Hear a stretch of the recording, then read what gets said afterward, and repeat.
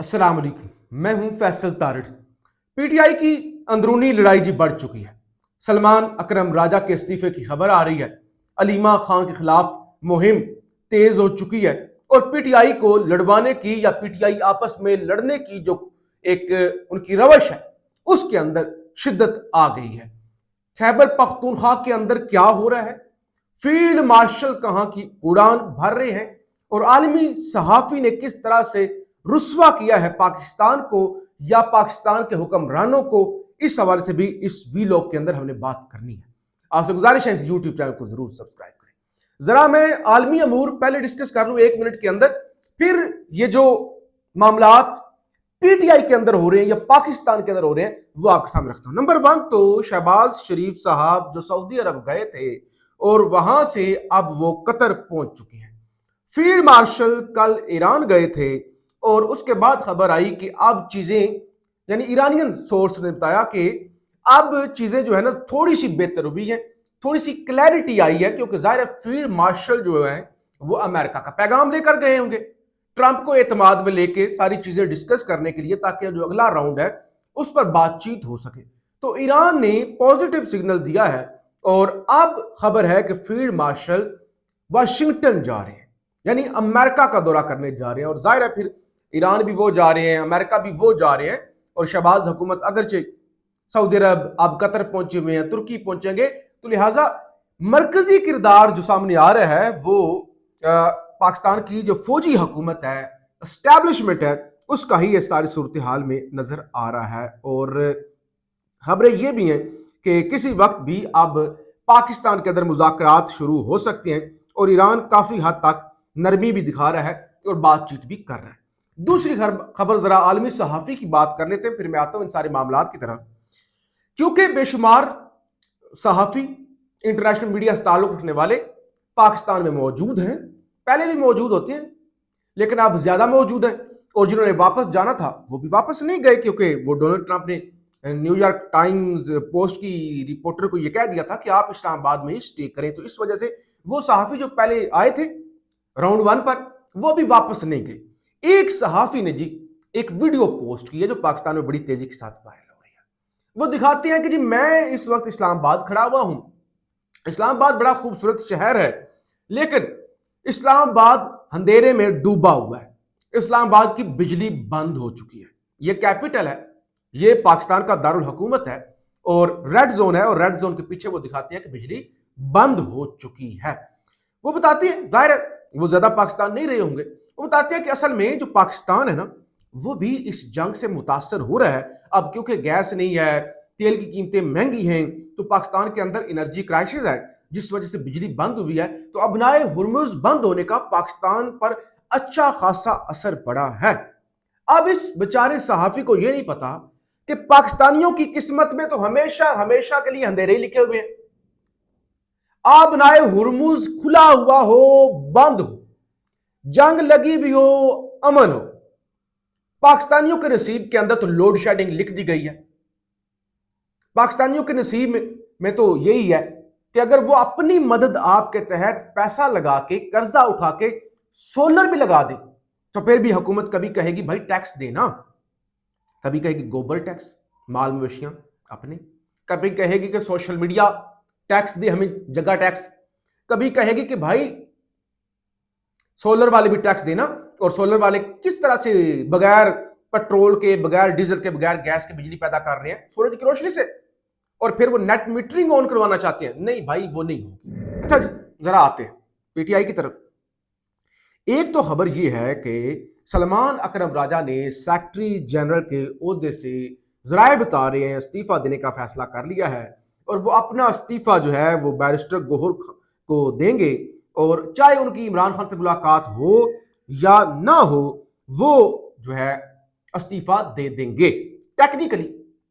Technically अगर देखा जाए तो सलमान अकरम राजा पीटीआई के सेक्रेटरी जनरल नहीं है, यानी कागजात की रोशनी में, क्योंकि कोई इंट्रा पार्टी इलेक्शन एक्सेप्ट नहीं हुआ और इंट्रा पार्टी जो पुराना इलेक्शन आप कह लें उसके मुताबिक भी कायम मुकाम जो डिप्टी सेक्रेटरी जनरल हैं वही जो है उनके ही सिग्नेचर जो है वो चलते हैं। और ये प्रैक्टिकली तो सलमान अकरम राजा हैं, लेकिन उनको इस्तीफा देने की ना भी दें वो सिर्फ ये कह दें कि मैं आज से सेक्रेटरी जनरल के फराइज सर अंजाम नहीं दूंगा, तो फिर भी उनका कोई इलेक्शन कमीशन पर या पार्टी की हरारकी पर असर नहीं पड़ेगा। बहरहाल उन्होंने ये जिम्मेदारियां छोड़ने का फैसला कर लिया है। जराये के मुताबिक सलमान अकरम राजा ने शदीद तहफुजात का इजहार करते हुए कहा कि उन्होंने पाकिस्तान तहरीक इंसाफ के लिए अपने प्रोफेशन को दाव पर लगाया, मगर उसके बावजूद उन पर इल्जामात की बौछार की गई, इसलिए हर सूरत इस्तीफा दूंगा, इस बात में कोई शक नहीं। ये जनरल बात है कि वो अपने प्रोफेशन में बेहतरीन वकील, करोड़ों रुपए कमा सकने वाले, और उन अपने नजरियात की वजह से जमहूरियत की बालादस्ती, आइन की बालादस्ती के लिए वो आए थे पीटीआई में। अदरवाइज उनका वो ना भी आते तो उनका कोई सियासत के अंदर फायदा नहीं था। ये एक जनरल बात है। अडियाला जेल के बाहर से गिरफ्तार 41 कारकुनान को 8 दिन के जिस्मानी रिमांड के बाद आज जुडिशल कर दिया गया है। तो यानी मंगल के रोज जो लोग अडियाला जाते हैं वहां पे फिर गिरफ्तारियां कारकुनान की हो जाती हैं। तो ये सिलसिला एक जो है लंबे अरसे से चल रहा है। अच्छा छोड़ दें, पिछले भी लोगों में बात की थी ना कि कोई लाहे अमल नहीं है, लोगों को सड़कों पे निकालना है, कोई लाहे अमल नहीं है, एक दूसरे की तरफ देखते हैं, मुज़ाकरात करने हैं, किसके साथ करने हैं, अगले करने के लिए तैयार भी हैं या नहीं, कोई लाहे अमल नहीं है। अब केपीके की हुकूमत है ना, होना तो ये चाहिए कि केपी के अंदर कम से कम कोई नया पाकिस्तान बने, कोई हुकूमत ऐसे इकदाम करे जिससे लगे कि ये सूबा इमरान खान के विजन के मुताबिक चल रहा है।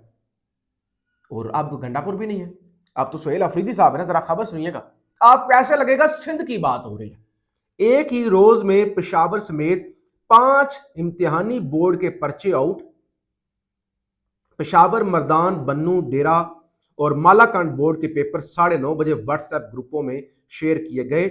मुसलसल पर्चे आउट होने के वाकयात ने पेशावर और दीगर तालीमी बोर्ड के इंतजाम पर सवालात उठा दिए। आप अंदाजा करें, पर्चे आउट हो रहे हैं। ये कराची के अंदर, कराची से ऐसी खबरें रिपोर्ट होती थी, सिंध से ऐसी खबरें रिपोर्ट होती थी, पहले ही पर्चा आउट हो जाता है। आप खरीद ले व्हाट्सएप पे, आप वो पैसे दिए, आपके पास पहले पर्चा आ जाएगा पेपर शुरू होने से पहले। तो ये खैबर पख्तूनख्वा के अंदर हो रहा है।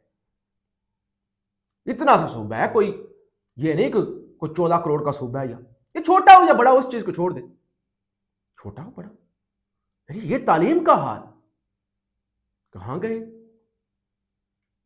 तालीम वाले मिनिस्टर या चीफ मिनिस्टर, तो ये तो सूरती हाल है। बहरहाल अलीमा खान के खिलाफ जाहिर है अली अमीन गंडापुर जो ग्रुप है और बाकी भी पीटीआई के अंदर तकरीबन जो क़यादत है ना, 90% क़यादत वो अलीमा खान को पसंद नहीं करते। उनको यह लगता है कि हमको डील शील करके मामला सेट करना चाहते हैं और अलीमा खान हमारे रास्ते की रुकावट है। अलीमा खान एहतजाज पर उकसाती हैं, वो एहतजाज करने बैठ जाती हैं, सख्त बयानात देती हैं। तो अलीमा खान को नहीं होना चाहिए, या अलीमा खान को कम से कम सियासत के अंदर इंटरफेरेंस नहीं करनी चाहिए। तो आज बैरिस्टर सैफ एस्टैब्लिशमेंट के बहुत करीब, गंडापुर के दौर के मुशीर इत्तलात, उनका एक इंटरव्यू सामने आया है। वो कहते हैं कि मैं गवाह हूं, जेल में मुलाकातों के दौरान कई दफा इमरान खान ने कहा कि अलीमा खान का पीटीआई से कोई ताल्लुक नहीं है, फैसले पार्टी ने करने हैं। आजकल तो पीटीआई के फैसले अलीमा खान ही कर रही है, लेकिन किसी में इतनी जुर्रत नहीं कि कहे कि पार्टी को फैसले करने दें।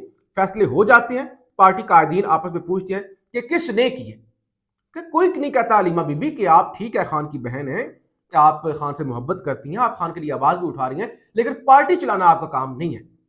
चलिए, बात में दम तो है। पार्टी में जो लोग खान साहब और मुल्क के साथ मुखलिस हैं, वो तो चाहते हैं खान साहब बाहर आए और सियासत में फाल किरदार अदा करें और ये तसादम की सूरत खत्म हो। लेकिन कई ऐसे लोग हैं, इशारा उनका अलीमा खान की तरफ है, कई ऐसे लोग हैं जिनकी ख्वाहिश और मुफाद यही है कि खान साहब अंदर रहें, और जब तक वो अंदर रहें हमारी गुड्डी चढ़ी हुई है और हम लीडर बने हुए हैं। खान बाहर आ गया तो फिर उनकी इंटरफेरेंस खत्म हो जाएगी। अली अमीन गंडापुर की काबीना में रहा हूं और समझता हूं कि वो इंतहाई खलूस के साथ जो कुछ उनके बस में था और जो उनमें सियासी सलाहियत थी वो सब कुछ उन्होंने किया, चाहे सूबे के लिए और इमरान खान के लिए। लेकिन तहरीक इंसाफ में शुरू से ही अली अमीन के खिलाफ प्रोपेगेंडे का माहौल था। ठीक होगा।